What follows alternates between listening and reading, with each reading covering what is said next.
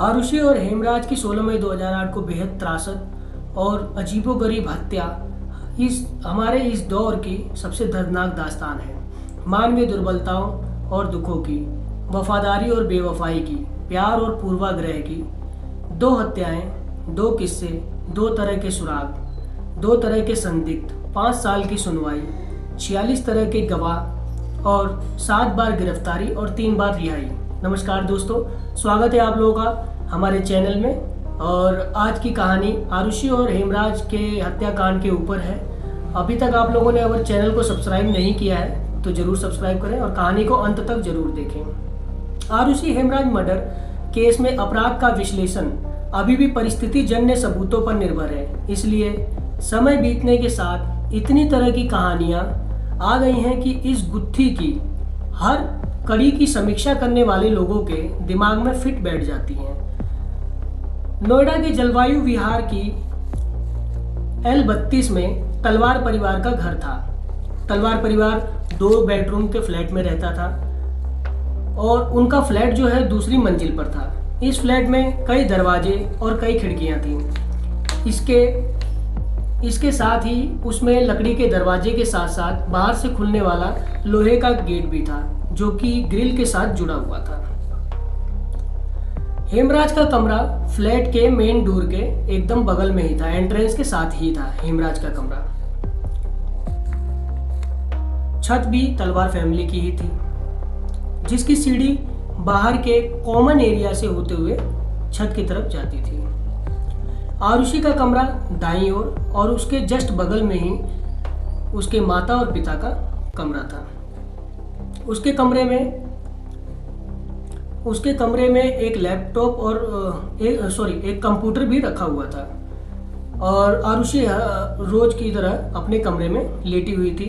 ये बात है रात के 10 से 12 बजे के बीच की, 15 मई रात को 10 से 12 बजे के बीच। दिन था मंगलवार।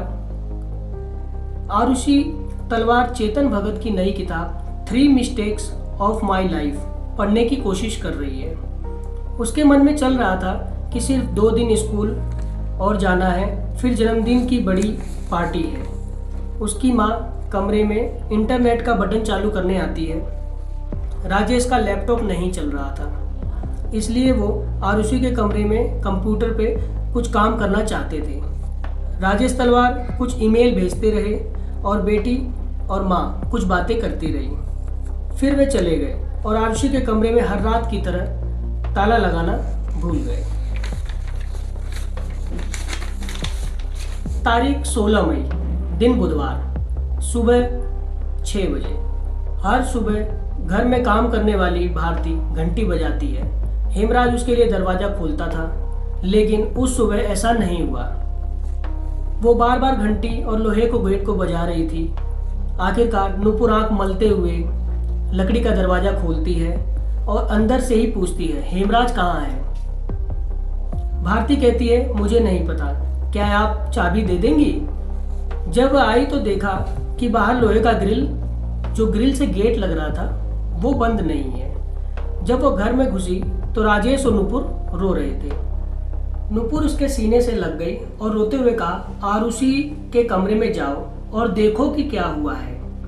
भारती अंदर जाती है और नुपुर जब चादर हटाती है तो भारती को आरुषि के गले पर खून की पतली धार दिखती है। नुपुर रोते हुए कहती है, देखो हेमराज ने क्या किया है। भारती कहती है, पड़ोसियों को बुलाऊं? तो नुपुर कहती है, हाँ बुलाओ। बुधवार की सुबह 6:50 तक पुलिस आ जाती है और 8 बजे तक मीडिया।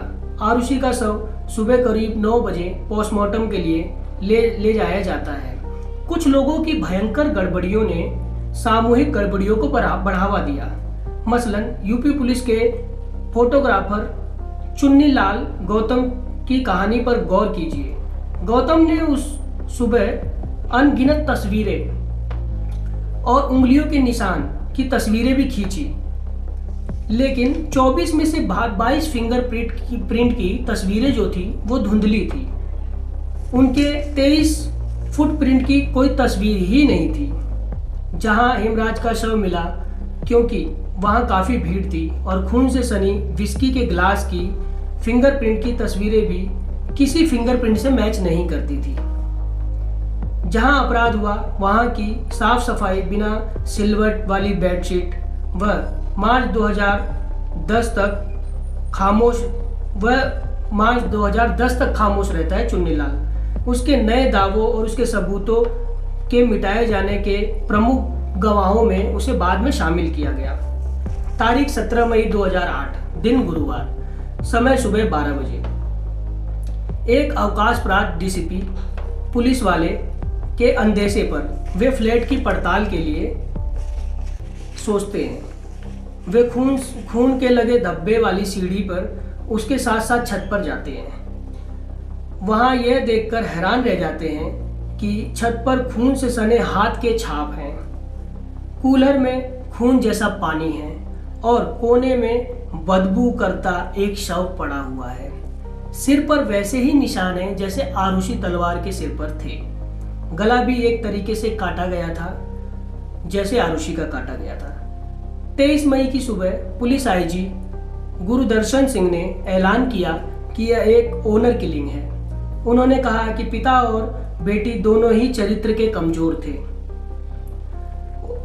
हत्या की रात राजेश देर तक जग रहे थे क्योंकि उनका इंटरनेट रात को 3 बजे तक चालू था।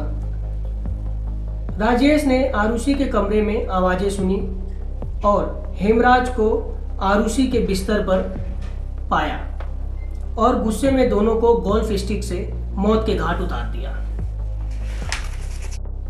और नूपुर ने भी इस अपराध में राजेश तलवार की मदद की। दोनों ने मिलकर उन दोनों का, हेमराज और आरुषि का गला काटा। फिर हेमराज का शव घसीटकर छत पर लेकर गए और सबूत मिटाए। जाने वारदात के जिम्मेदार माँ बाप ही हैं। ये नहीं कह सकते। बाद में ये केस सीबीआई को सौंप दिया गया। सीबीआई ने भी राजेश और नूपुर को ही दोषी करार दिया, लेकिन फिर बाद में हाई कोर्ट ने उन्हें बरी कर दिया। लेकिन बाद में सीबीआई ने हाई कोर्ट के फैसलों को सुप्रीम कोर्ट में चुनौती दी है और आज भी कहानी में ये बरकरार है कि किसने हत्या की किसने नहीं की, जबकि नूपुर तलवार और राजेश तलवार को 7 साल की सजा के बाद भी बाइज्जत बरी कर दिया गया। लेकिन ये बरकरार है। दोस्तों, आप लोग कमेंट करके बताइए कहानी कैसी लगी। फिर मिलते हैं एक नई कहानी में। धन्यवाद।